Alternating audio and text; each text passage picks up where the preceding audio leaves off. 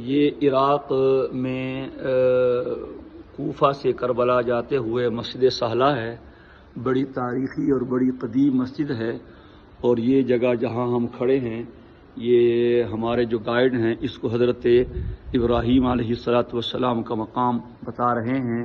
یہ بات واضح ہے کہ حضرت ابراہیم علیہ السلام کا اصل وطن یہی تھا جس میں انہوں نے فرمایا تھا وقال انی ذاہب الی ربی سیہدین۔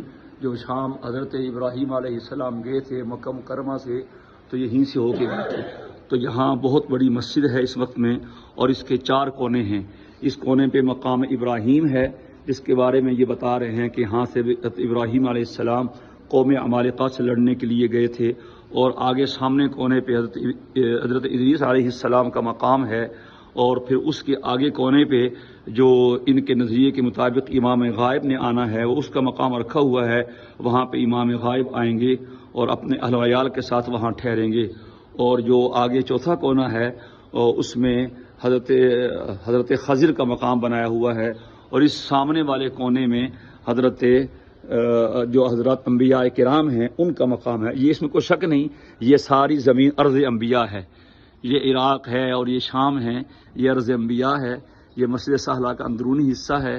بہرحال اس میں کوئی شک نہیں کہ یہ جگہ متبرک ہے، برکتوں سے معمور ہے۔